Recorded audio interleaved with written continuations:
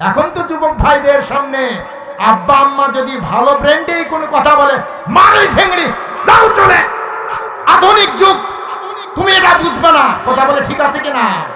আল্লাহর কসম, যদি মারে কষ্ট দাও, মক্কা মদিনার ইমাম হতে পারো, তার ইনকি কপালে তোমার জান্নাত জুটবে না, জুটবে না, জুটবে না। কথা বলে ঠিক আছে কিনা?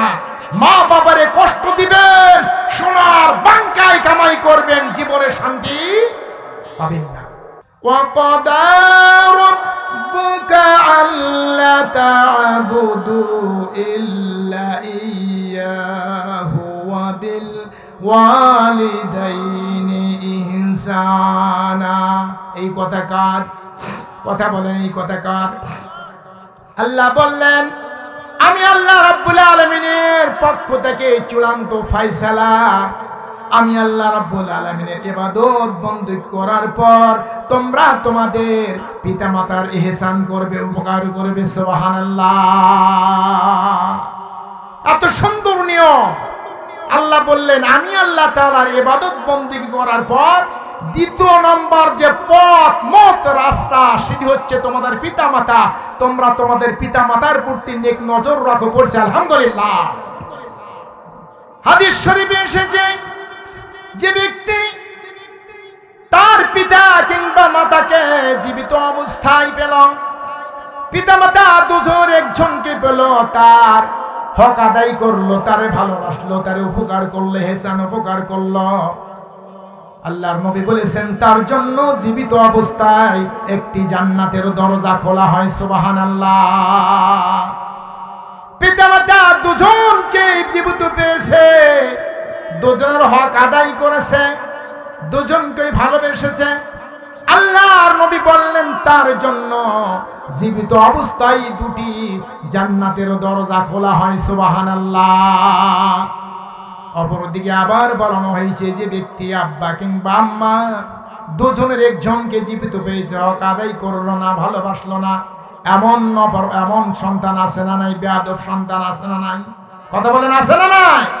বাবা মারে ঘাড় ধাক্কা দিয়ে বেড়ে দেয়, এমন সন্তান আছে না নাই? আল্লাহর নবী বলেছেন, সে শুনে রাখো, জীবিত অবস্থায় তার জন্য একটি জাহান্নামের দরজা খোলা হয়। পড়ছি নাউজুবিল্লাহ।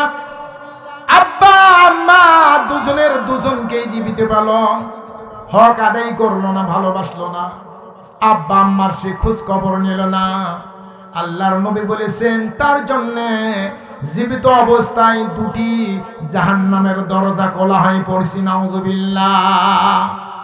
বিশ্বনবী বলেছেন, কোন ব্যক্তি যদি দিনে একবার তাদের আব্বা আম্মার দিকে নেক নজরে তাকায়, ভালোবাসার নজরে তাকায়, মহব্বতের নজরে তাকায়, আল্লাহর হাবিব বলেছেন তার জন্য প্রতিদিন একটি করে কবুল হজের সব লেখা হয়। সুবহানাল্লাহ।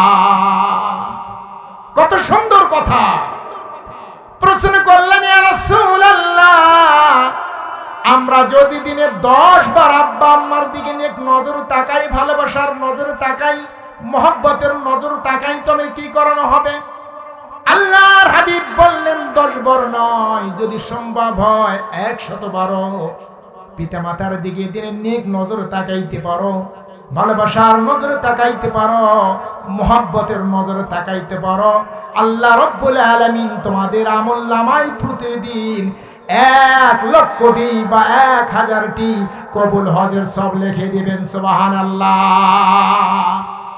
প্রশ্ন করলেন, ইয়া রাসূলুল্লাহ, আমাদের যাদের মা নেই, আসলে আমরা এত বড় সব থেকে বঞ্চিত হয়ে গেলাম।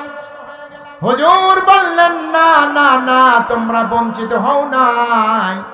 যাদের মা বেঁচে নাই তারা যেন খালারে ভালোবাসে, খালারে খোঁজ খবর নাই, খালারে হেসান উপকার করে। তার কারণটি হচ্ছে মার গার গন্ধ খালার গা দিয়ে বেরিয়ে যায়। সুবহানাল্লাহ। হুজুর, আমাদের যাদের খালাও বেঁচে নাই, আমরা কি বঞ্চিত হয়ে গেলাম এত বড় শ্রেষ্ঠ নিয়ামত থেকে? আল্লাহর হাবিব বললেন, না না না, আল্লাহ রাব্বুল আলামিন তোমাদের বঞ্চিত করতে চান না। যাদের মা নেই, বাবা নেই, খালা নেই, তোমাদের আব্বা আম্মাগুলি জীবদ্দশা অবস্থায় যেই কাজগুলি করতে বেশি ভালোবাসত, অনেক পিতামাতা আছে পুকুর খনন করতেছে, বড় তার আশা পুকুর ক্লিয়ার খননের পূর্বেই মারা যায়। ভাইরা আমার যায় না? কথা বলেন যায় না? বাগান লাগাচ্ছে বাবা, বাগানের পরিচর্যা সকাল সন্ধ্যা যায় করে, কিন্তু হঠাৎ করে বাগানটা সমাপ্তি হওয়ার পূর্বে সুন্দর বাগানটা না হতেই হঠাৎ করে আব্বা কিংবা আম্মা মারা গেলে এমনটি ঘটে না? কথা বলেন ঘটে না? আল্লাহর নবী বলেছেন তোমার বাবা পুকুর খনন করতে ভালোবাসতো, তোমার মা পুকুর খননটাই বেশি ভালোবাসতো। হঠাৎ তোমার মা তোমার বাবা চলে গেল, এই পুকুরের মাছ তুমি খাবে, এর ফল তুমি ভোগ করবে। তোমার আব্বা তোমার আম্মা ভালোবেসেছিল, এর দিকে তাকিয়ে যদি তুমি পুকুরটা সমাধা করো, এর পরিচর্যা করো, এটি তোমার মৃত্যু। পিতামাতার খেদমত। সুবহানাল্লাহ। আল্লাহর হাবিব বললেন তোমাদের আব্বা আম্মা একটা বাগান লাগাচ্ছিল, এটি তার মনের বড় স্বাদ, এর দিকে তাকিয়ে যদি তোমরা এই অসমাপ্ত কাজ ক্লিয়ার করো, আল্লাহ রাব্বুল আলামিন তোমাদের আমলনামায় এটি মৃত্যু। পিতামাতার খেদমত দেবেন। সুবহানাল্লাহ। ইয়ামিন থেকে হাজী সাহেব এসেছেন, মাকে কাঁধে নিয়ে হজ করাচ্ছেন, আর বললেন আজ থেকে আমি আমার মাহারক আদায় করে ফেললাম। শুনে হযরত ওমর রাদিয়াল্লাহু বললেন যুবক তুমি কি বললা? আমি আমার মার হক আদায় করলাম বলে কেমনে? মাকে লক্ষ লক্ষ টাকা খরচ করে হজ করাচ্ছি, শুধু তাই নয় মাকে কাঁধে বসে নিয়েছি, এক কদম মাকে হাঁটতে দেই নাই, মাকে কষ্ট করতে দেই নাই, আমি নিজেই কষ্ট করে মাকে কাঁধে নিয়ে মার বদলা হজ সব করে দিচ্ছি, আমি আমার মার হক আদায় করে ফেললাম। হযরত ওমর রাদিয়াল্লাহু বললেন যুবক তুমি শোনো, ছোট্ট বেলায় যখন তুমি ছোট্ট অবস্থায় যখন তুমি মার মাঝে ছিলে, নতুন করে হাঁটতে শিখতেছ, হঠাৎ করে তুমি হোঁচট খেয়ে পড়ে গেছো, এমনটি হয় না? মেয়ের আমার হয় না? হঠাৎ করে তুমি পড়ে গেছো, তোমার জীবনে একবার পড়ার বদলা তোমার কষ্টর দিকে তাকিয়ে তোমার মা যদি জীবনে কোনোদিন একবার উহুবা শব্দ করেছে, আমার সন্তানটির কষ্ট হলো, ওই ইয়ামিনের হাজী সাহেব মাকে কাঁধে নিয়ে হজ করায় গোটা জীবন নয়, জীবনের একটিবার উহু শব্দের হক তুমি আদায় করে দিতে পারো নাই। সুবহানাল্লাহ। লিল্লাহি তাকবীর।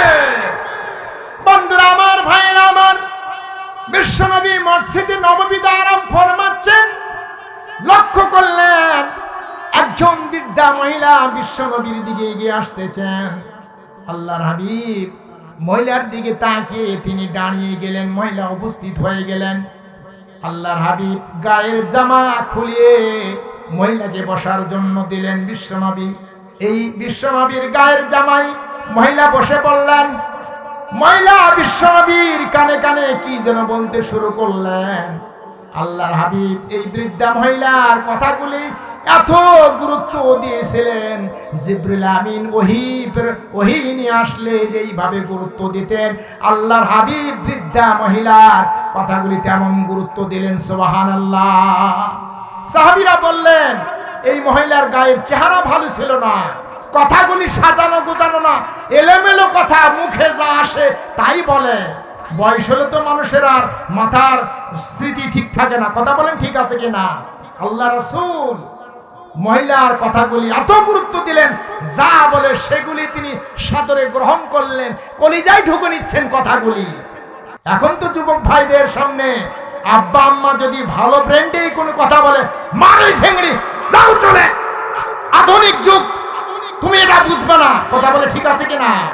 আল্লাহর কসম, যদি মারে কষ্ট দাও, মক্কা মদিনার ইমাম হতে পারো, তার ইংটি কপালে তোমার জান্নাত জুটবে না, জুটবে না, জুটবে না। কথা বলে ঠিক আছে কিনা? মা বাবারে কষ্ট দিবেন, সোনার বাংকায় কামাই করবেন, জীবনে শান্তি পাবেন না। আল্লাহর হাবিব অত্যন্ত গুরুত্ব দিয়ে কথাগুলি শ্রবণ করলেন। বিশ্ব নবীর নিকট থেকে মহিলা যাবার জন্য দাঁড়িয়ে গেলেন। আল্লাহর হাবিব মহিলাকে সম্মান দেখার জন্য আবার নিজেই দাঁড়িয়ে গেলেন। মহিলা বিদায় গ্রহণ করলেন। সাহাবী বলছেন ইয়া রাসূলুল্লাহ সাল্লাল্লাহু আলাইহি সাল্লাম, যেই মহিলাকে আশা থেকে বিশ্বনবী বসা মানুষটি উঠে দাঁড়িয়ে যায় সম্মান দেখার জন্য, এই করেই বিশ্বনবী ক্ষান্ত হলেন না, নিজের দেহ মোবারক থেকে নিজের গায়ের জামা মহিলাকে বসার জন্য বিছিয়ে দিলেন। মহিলা বিশ্বনবীর জামাই বসলেন।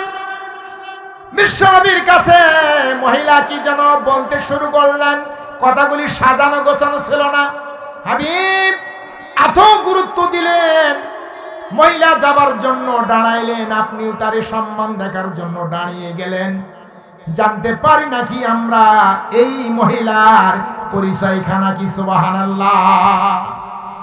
আল্লাহ রাসূল বললেন, ও সাহাবী তোমরা শোনো শোনো, এমন একটি কথা আমি হাবিবকে স্মরণ করায় দিলে আমি তো আর চোখে পানি ধরে রাখতে পারলাম না।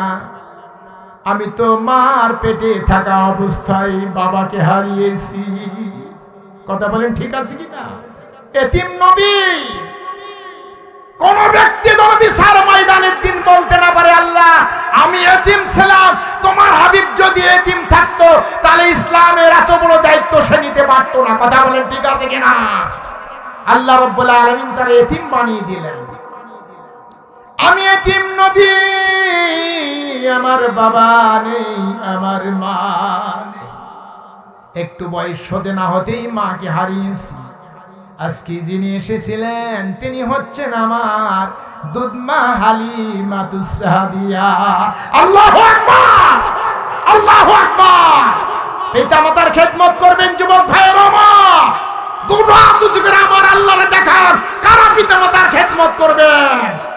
লিল্লাহি তাকবীর। যাদের পিতামাতা নেই প্রতি সময় আমরা পিতামাতার জন্য দোয়া করব আল্লাহর দরবারে। কথা বলেন ঠিক আছে কিনা? বন্ধুরা আমার, ভাইরা আমার, আল্লাহর হাবিবের কাছে একজন মহিলা উপস্থিত হলেন। ইয়া রাসূলুল্লাহ, আমি তো একজন মুমিনা মহিলা, ইসলাম গ্রহণ করেছি। আমার পরিবারের আমার আম্মা তো একজন বিধর্মী মহিলা, অমুসলিম মহিলার সাথে ইসলাম গ্রহণ করে নাই।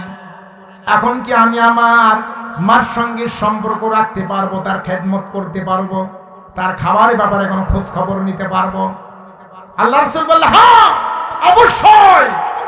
তোমার মা যদি মুশরিকা হয়, তোমার মা যদি কাফের মহিলা হয়, তুমি তোমার মার হক আদায় করবে। পড়ছি সুবহানাল্লাহ, পড়ছি সুবহানাল্লাহ। তোমার মা যদি কাফের মহিলা হয়, তোমার মা যদি মুশরিকা মহিলা হয়, আর তুমি যদি মুমিনা হওয়ার জন্য তোমার মার খেদমত না করো, এর জন্য আল্লাহ রাব্বুল আলামিন তোমারে আসামি হিসাবে কাঠ গড়ায় দাঁড় করাবে। বুঝাইতে পারছি? জিহাদ শুরু হয়ে গেল, জিহাদ শুরু হয়ে গেল। খবর পাঠাইলেন একজন ব্যক্তি, ইয়া রাসূলুল্লাহ জিহাদের ময়দানে উপস্থিত হতে চায়, আমার মা বৃদ্ধা মহিলা, তার সেবা করি আমি, এখন মার খেদমত করব না, জিহাদের ময়দানে আসব। আল্লাহ রাসূল বললেন, তুমি তোমার মার খেদমত করো,